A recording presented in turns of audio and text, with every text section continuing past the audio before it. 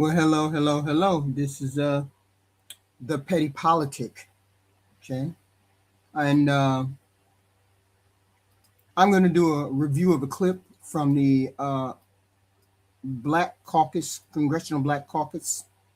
Uh, and the one thing it's reason why it came together was because of the Voting Rights Act uh, number 2, section number 2 was effectively gutted by the announcement of it yesterday by the Supreme Court.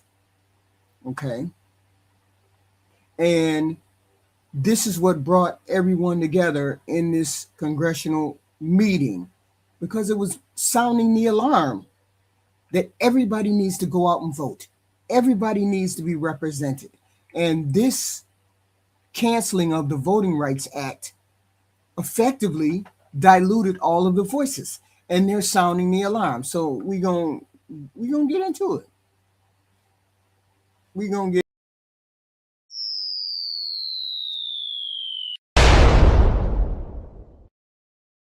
I love it.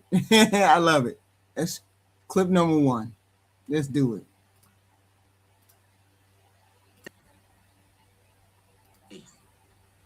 American democracy has never been fully formed and has never been equally accessible.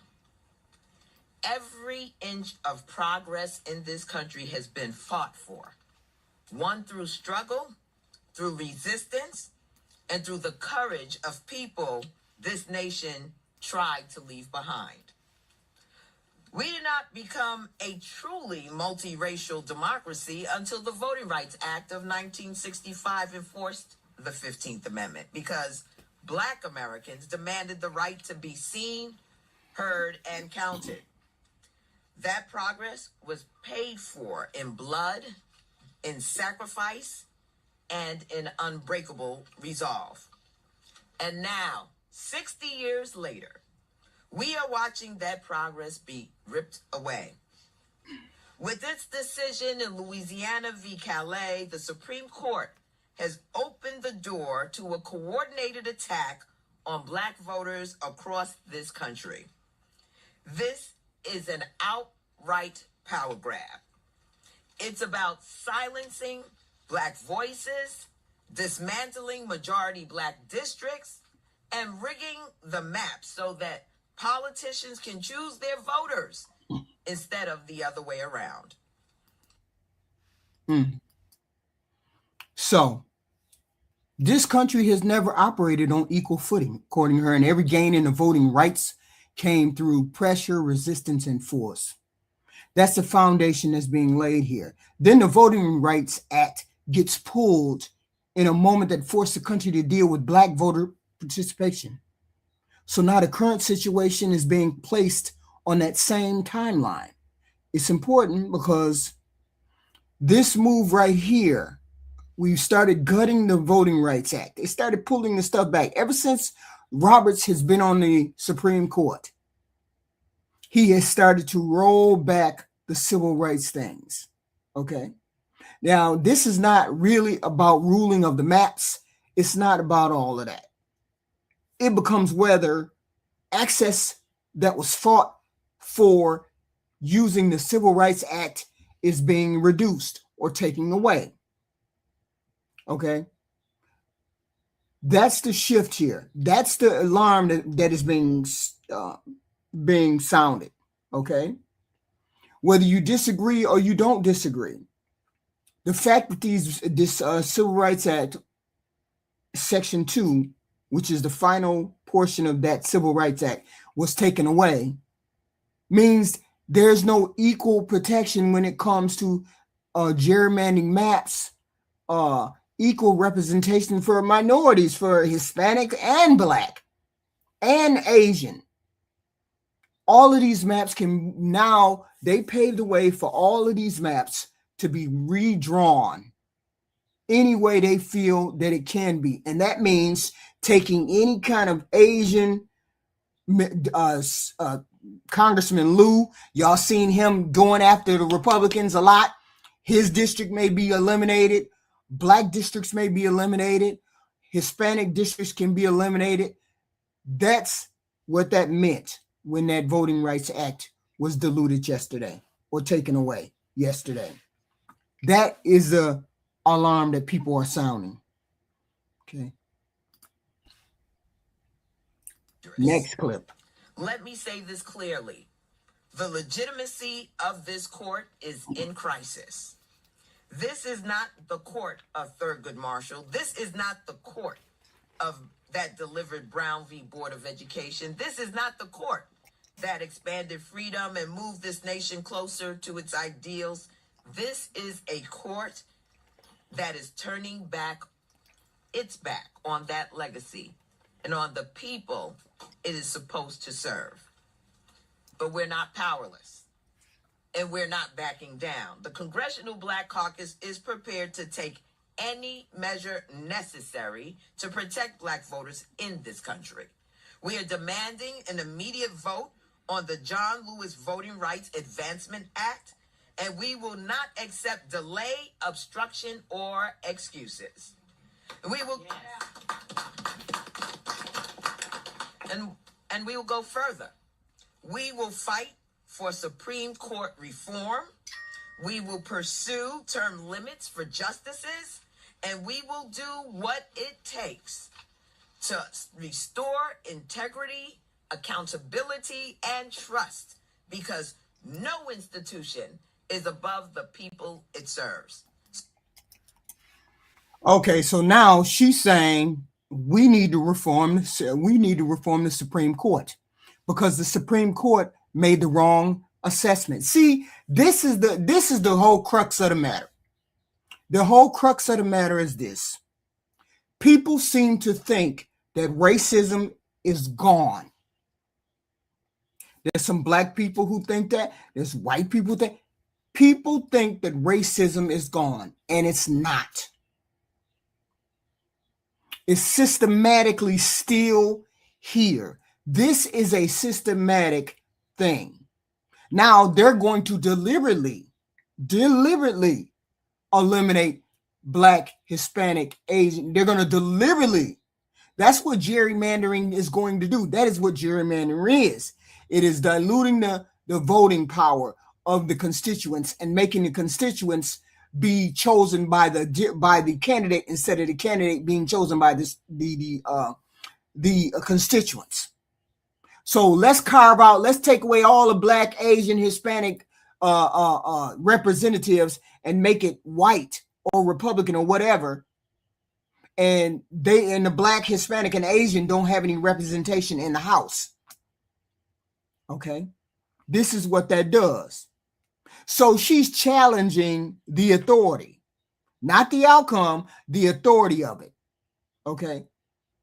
Now we got to change the future decisions from which this body has made this catastrophic decision.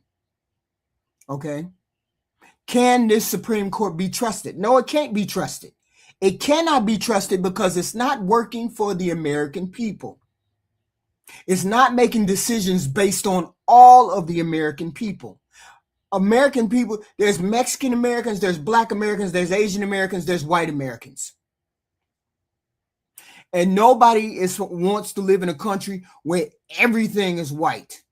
Everything is white, and that's the default. The default is white. So when people say, "Oh well, you discriminating against us white people," everything is already defaulted to the white majority.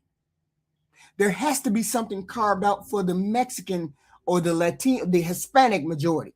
Something has to be representative of the Hispanic majority, of the Black majority, of the Asian majority. They have to have a representation. So that means it has to be carved out somehow for their representation. Okay, it can't just be the default of the white representation. That's the problem. Okay, and the Supreme Court effectively saying that there is no racism. There is racism because everybody seems to think the default is white. The default is just white. There's no color, there's no Hispanic, there's no Asian. No, all of y'all don't matter. We gonna put it on the table, and what the white folks like is what goes, and we ain't even gonna represent y'all, so y'all gotta adjust to us. That's what this says. So that tells me that the Supreme Court is not taking into consideration the fact that we still have issues with race in this country. We still need to have laws and bylaw and things like that put into place to help represent Black, Hispanic, Asian, whatever. I'm saying minorities. I'm saying the minorities, but most of this stuff is being done because they don't want representation of Black people. So I'm saying minorities. They're diluting all of those choices that are being made by other races and other minorities and whatnot by taking away this Voting Rights Act. Clip number 3. The crazy thing about this, in Louisiana v. Callais and this ruling, you are allowed under this ruling to have partisan gerrymandering. So you can create an advantage, but there's no protection against those who would create a disadvantage. Make that make sense. You can create partisan gerrymandering, and you can stack the deck to thus get rid of what we enjoy as a democratic ability to have Democrats, Republicans, white, Black, all recognized, to go with just a single party rule. But you don't have the ability to defend against discrimination. The windows. Oh shit! Wait a minute, hold on. So the problem here is this is what it's really about. What it really comes down to. They're saying you can draw these maps to help your party. And if it ends up hurting Black voters, you can just say that's politics. It's harder to stop. That's what they're pushing, okay? That's what they're pushing. Now, whether you agree or not, here's why it hits or it's bad. Because people understand unfair when they see it. They understand unfair when they see it. You don't need a law degree for that. If something looks like it's cutting the power down, then you're going to feel it. Everybody's going to feel it. And that's the reaction that they want. They want people to start thinking this is not random. This is being done on purpose. This is what the Black Congressional District is trying to say. All of this stuff is going to be done on purpose. Cutting down these maps, gerrymandering these maps is going to cut down the representation. It's being done on purpose. And the court made it so hard for someone to prove that this is being done for a racial component. So now it's almost impossible to prove that it's being done by a racial component. Now they want people to make sure that you're represented, make sure that you're registered, make sure that you go out and vote. Okay. Mm-hmm. So you have to be registered to vote. Everybody has to be ready to represent themselves in this Congress, specifically this midterm, because this is definitely when they're trying to change things. This is my last clip, guys. That we're winning, by the way, on gerrymandering. And what this decision says is that it values partisan politics over discrimination. It's really, really, really, it takes us back. And so to the extent that it's inviting red states to totally take away all the Democratic seats and be totally red, it also encourages blue states to do exactly the same. So I can't speak for my chairwoman, but I'd take 52 seats from California. I sure would. And 17 seats from Illinois. Because at the end of the day, they're rigging this election to try to win. And we just can't sit back here and do nothing. We're going to play their game, and we're going to beat them at it. And let's be clear, in California, for example, the 3 seats that are represented by Black people, those are not majority African American seats. That's what I was going to say. Hey, Black America. That we can represent a district that is not majority Black. Absolutely. So let's not have a binary conversation about only Black people can represent Black seats.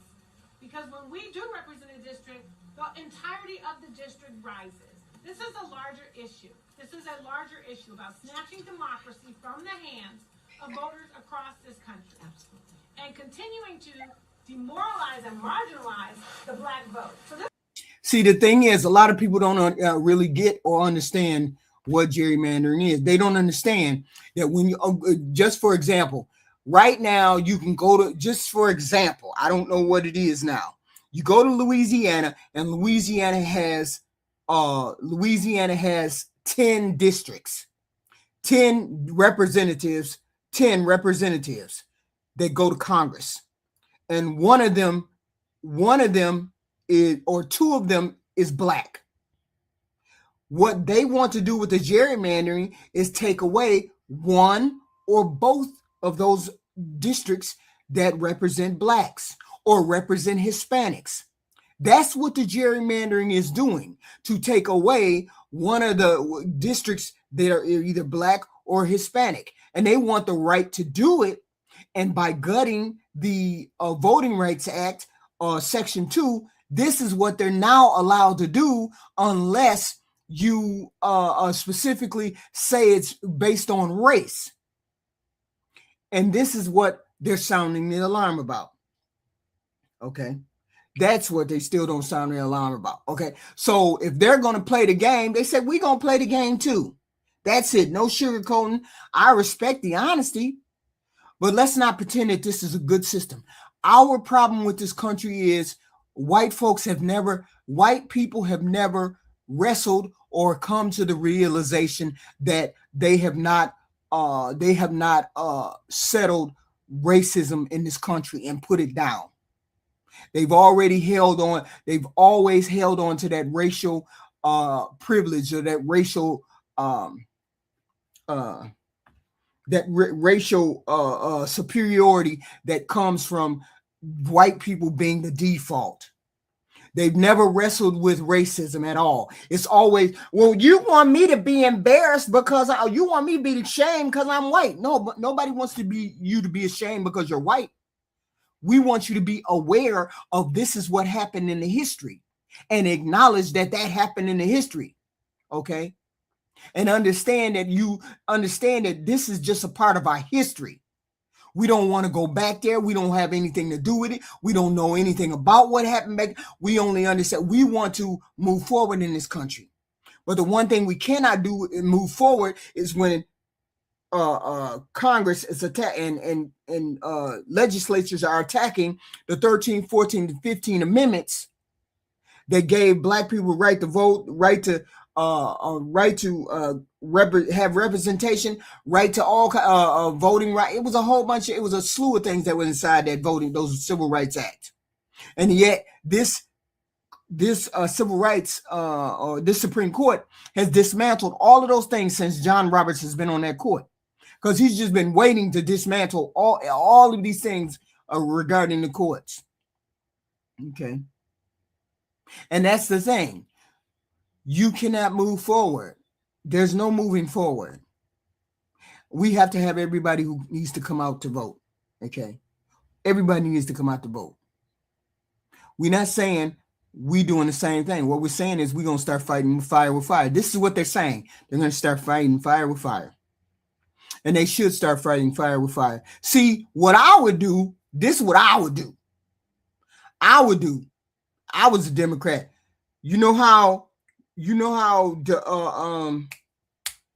these who the hell are these people? The people who are in charge of the money for the Democrats and the Republicans. If I was people who got the money for the Democrats, I put all the money in these southern states. I flood these southern states. I'd have all kinds of people canvassing. I'd have a message lined up for 2028. I'd have them go door to door, knock on the door, register Democrats. I'd go to all these southern states and I'd wipe out all the gains that they wanted to make. Okay. I'd wipe out all the gains that they trying to rig the election for, because that's what they're trying to do. They're trying to rig the election so that Republicans stay in power. The problem is Republicans have shitty policies. They have shitty policies. They don't have anything that helps advance the poor American people. I don't understand why white folks vote for them people anyway. I don't understand how anybody black would vote for a Republican or Hispanic would vote for a Republican. They don't do anything for you anyway. They just start wars, crash the economy, and fucking pass tax cuts. There ain't a thing, can't not one Republican tell me what this big, beautiful bill did for the poor white folks in this country. Any of y'all that made y'all vote for this president, he ain't done nothing for you, and yet and still, they feel like they need to be in power. Republicans don't want to govern. They just want to hold power. And that's the reason why they need to get out of power, because we need to move this country forward. Moving this country forward means representation for everybody. Moving this country forward means healthcare, reforming the Supreme Court, making sure people have school lunches. There's bigger things on the table besides a war, okay? But they seem to think this stuff being on the table, war being on the table is what? Nobody wants to be in a war.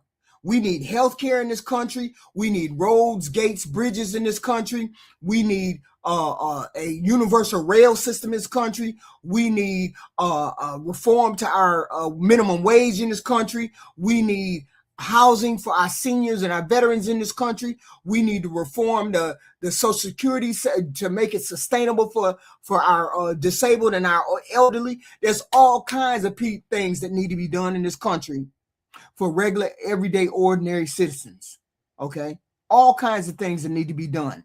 And then this president comes out and say, we can't afford daycare for y'all. How you going to say you can't afford to do nothing for us, yet and still we're in a war that y'all chose? So this is what this means. This is an all-out attack on the poor people in this country. And this is what the Congressional Black Caucus is sounding the alarm about. Okay, so to bring it back down, this ain't about just some little court case. This is about power. Who has it? Who's losing it? And it's about everything being shaped before anybody even walks into the day. The whole landscape of voting is being shaped before we even walk into the booth. Okay, something is being taken. Something is being marginalized, and they're telling you the Black Congressional Black Caucus is telling you we need to sound an alarm because we all need to get out and vote.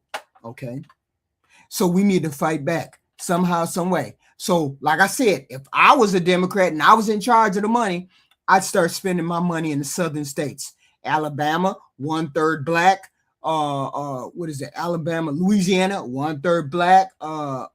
Spending some money in Texas, whole bunch of Hispanic people in Texas. What else? Louisiana, Alabama, Mississippi, 1/3 Black. I would be spending my money, and I'd be tearing all of those states up. I'd have a minimum budget for the ones that are primarily Democratic, and then I'd be spending most of my money down in the southern states, trying to flip those southern states. That's what I would do if I was in charge of the Democratic money. But that's just me. Okay, hopefully we can do something like that. Hopefully they need to start thinking outside the box. Democrats need to start thinking outside the box. Okay, there's things we need in this country. We need to help a free education. We need free college for people. We need people to get out of debt. We need people to be able to afford a house. Cost of living needs to go down. We need all kinds of things. And this Republican Party only wants to prioritize the war. So we can't have them in charge anymore because they don't want to govern. They just want power. And we can't afford to have a governing body that just wants power. We just can't afford it. We have limited resources now. So now we got to be smart with the choices that we make. And one smart choice is not staying in a war. Smart choices is getting college, free college, changing minimum wage, making sure people can afford a house, reforming the Supreme Court, changing some of the laws, making immigration, put people out of the country or put them in the country. But we got to do something about immigration package. There's all kinds of things that we need to get done. And this Republican legislator and administration has no intention of doing any of that. So this is what the Voting Rights Act, and the alarm that they're sounding is a real thing. So if you like my comments, suggestions, please put them in the comment section, and I'll be back with another video. I don't know whether it'll be tonight or tomorrow, but I'll be back with another video because this is extremely important, and we have to be aware of what we need to do in order to counteract this travesty that has been foisted upon us by gutting the Civil Rights Act, Section 2. And I will see you guys in the next one. I will.